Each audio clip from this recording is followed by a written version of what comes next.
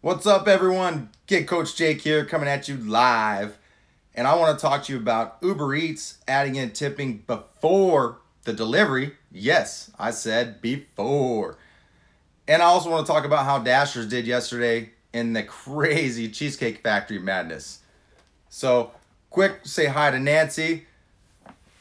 Uber Eats has now added, and I don't know how many markets and how many drivers experience this, but a great thing. What's up, Leslie? How you doing? Awesome news for drivers. Uber Eats is on the rise, man. With their promotions and something like this is huge. So they become a much more viable option for a lot more people. When they go to close out, they get a few different options. I believe it says not now, then it's $2, $4, $6, and other. Unfortunately, they don't do percentage based like some of these other companies like DoorDash and Grubhub. Hopefully that's their next move, but I don't see that happening. It's pretty common in their app for just the $2, $4, $6 and other. And that's why a lot of times at Uber Eats, their tips are a lot lower is because of the settings in the app the way they are. When it's percentage basis and they go in and like some that are already preset for 20 to 25%, we make a lot more in tips. By default, that's where it's set up, and they actually have to go in and change the tip for it to be lower or higher. So Rodney, what's up? Let's see who else we got here. Seth760 Ralph, what's up, bro, man? How you guys doing, ladies? So anyhow, Uber Eats, that's huge. I don't know if do anybody here. So any of you drive for Uber Eats, and have you experienced any increase? Nancy's the one that sent me the screenshot this morning. I believe it was her own order, but it showed the options on there, and it gave some insight that they're actually now doing it. The one thing about that is they have 1 hour, up to 1 hour after the delivery to change the tip.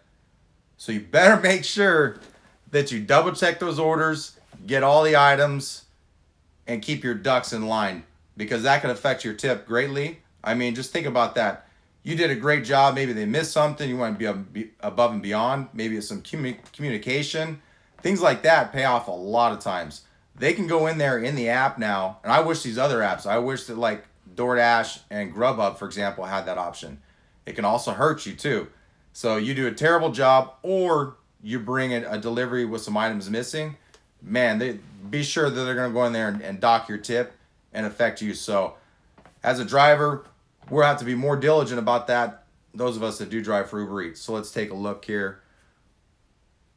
So Rodney, you haven't done Uber Eats in a long time. You might want to check it out, man. At least test it, right? It never hurts to go test some things out, especially when you have like some slower time. I know Uber Eats in my market tends to be faster or better in the morning and in the later evenings. Not so much in the peak times like lunch and dinner like the rest of the apps. Nancy, you'll never work Uber Eats. Man, I don't blame anybody that doesn't want to work it. There's so many other apps that you can work, so no big deal on that. Carly, how you doing?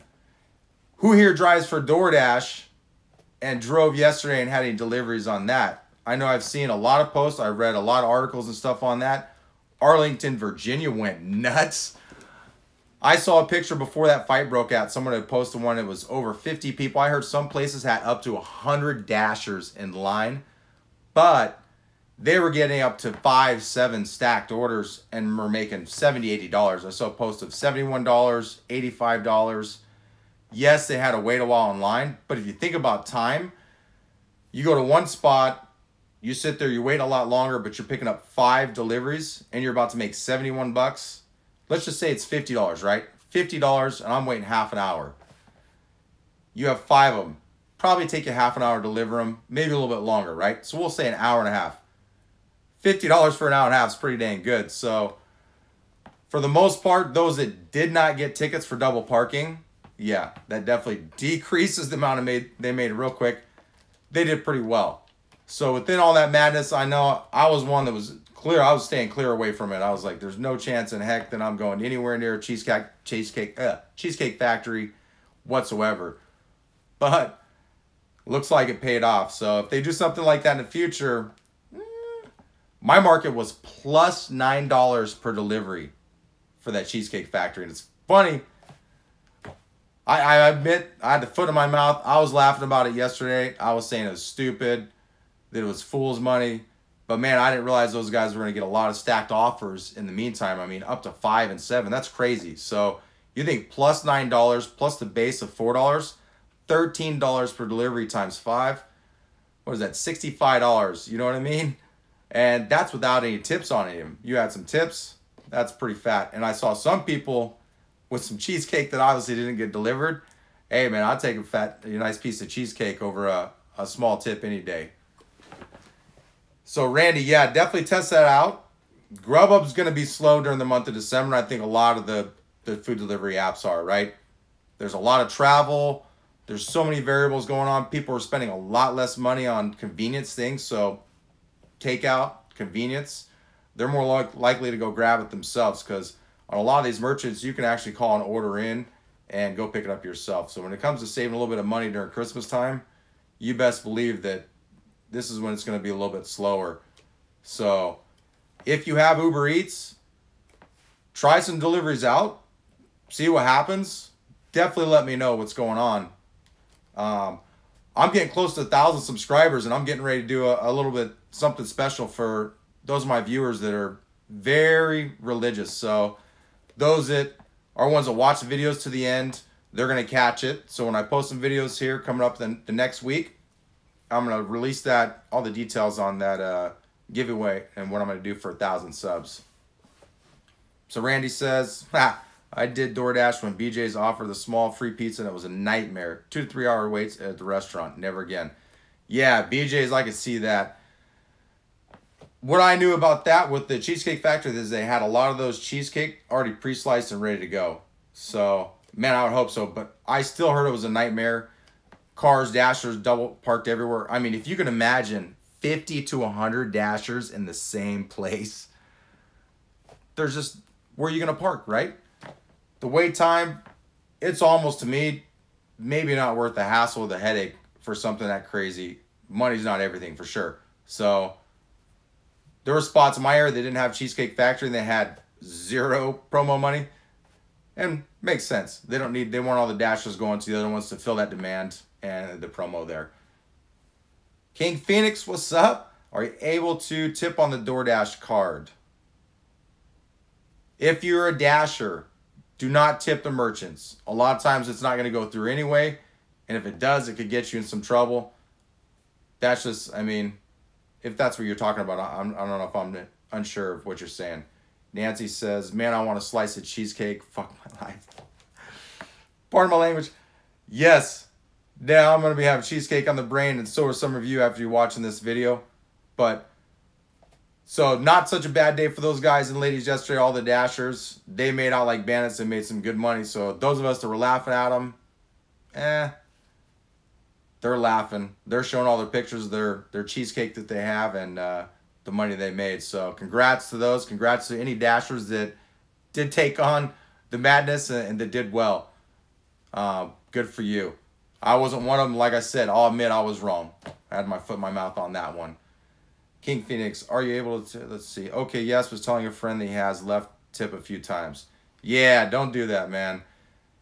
I understand why some people do that. They want to leave a little bit of tip. Maybe that it's a merchant you go to all the time. They're super quick. They do a great job for you. They're friendly, courteous, and you want to leave them some cash. Leave them a dollar or two cash. I've heard in some situations where they're going to take better care of you when you do that. So I don't do it myself personally, but I'm not going to knock anybody that does. The reason I don't do it, they get an hourly, right?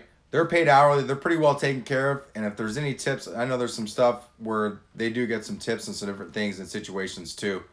But I'm not 100% on it. Anyway, they're hourly employee. We have a lot of overhead. We use our own vehicles. What happens if we get an accident, right? We're making no money. That's the reason why we make more in tips. And it's very important that we do make tips. So 2/3 of your income should be tips in this business. If it's not, we need to make some better choices or look at some things, or maybe your market's just that slow. Nancy says, so you'll be live streaming at Cheesecake Factory next year. That's hilarious. You know what? It's funny you mentioned that, because I totally would have gone and done that yesterday if I knew it was going to be that crazy. I would have live streamed. I would have caught it all on video. I would have shared every bit of it with you. Oh man. I didn't know it was going to, I mean, yes, I knew it was going to be that nuts as far as a promotion like that. I knew there was a 40,000 what they were giving away, so they were going to cut it off at a certain point, which wasn't going to be very long. So I knew it was going to be short-lived, and it was. A lot of customers are pissed off because they ran out so fast, and they actually bumped it up to 60,000. They gave away 60,000 slices of cheesecake. And guess who patted themselves on the back for that madness, right? You got a lot of pissed off customers. Think about being a customer in that merchant, and all of a sudden they're giving away cheesecake. You knew nothing about this. You're coming to a business lunch. Say I got a bunch of business partners and we're coming in for a lunch, right? If there's a picture I have that I posted and I've shared with some other people, there's one dasher standing on a booth looking over through. There's a whole line of them. They're all on their phones. Then in the picture you can see over in this other booth, there's these guys, they're like cheers and their drinks, and that's what makes me think like the business part, right? It's like, you're for lunch, like, what the heck's going on? So Cheesecake Factory, they're patting themselves on the back for it all. And they're like, and then it was like, oh, we gave away 20,000 more. You created a freaking nightmare. I mean, yeah, awesome, you gave away some cheesecake, but there's a lot of people that didn't get in on that cheesecake. They're pretty pissed off. And what about your regular customers that were in the restaurant that day? Not to mention the drivers. And the cops did get called. And I heard somebody got arrested in that Arlington, Virginia incident. There was a fight. Some dashers got to a fight. But, man. So Ham HB, what's up, man? How you doing? Says, kind of new here. What was the rumors about the Grubhub pausing drivers? Saw it on Driver Den. Was it a rumor? Oh, man. I even left Pete a comment on us. I love Pete for what he does, his positive attitude. I'm more of a realist. I definitely want to talk about more positive things, but the reality of things, gig companies take advantage of people. Not only the drivers, but the consumers. So, back to your question, it was definitely a rumor. Anyone that knows something about Grubhub, they're traded publicly. They can't just, it doesn't just happen that easy where they're going to shut down shop. It's no. I mean, people own stock in it. There's a lot more into it. And the guys, they should have been quicker on that instead of creating more, I mean, more fear, right? Everybody's like, what's going on? What happened? It was a small group of people in Baltimore. I believe it was about 30 or so. I'm sure there's more details that we're not getting on it. I can make all the assumptions I want, but I have no clue what happened. They got paused. They got a nice little email that said, email back to this if you want to stay a driver. They emailed them back, and within a day and a half, they were back on the platform. So, as far as I know, it was kind of it wasn't even a slap on the wrist. I don't know if it was just some kind of a glitch or mess up. But I do know that some people in that group were not cherry pickers. So I know some of the rumors going around is they were doing it because I saw one guy, and I actually had to block him on Facebook because I'm just tired of seeing it as nonsense, right? Because I'm a passionate person. I get fired up, especially if it's something that people are spreading just complete BS about. Because a lot of people tend to believe what they read, especially if they think that the person's a reputable source. So do your homework before you're sharing some crap out there and sharing some nonsense. I try to. Am I wrong sometimes?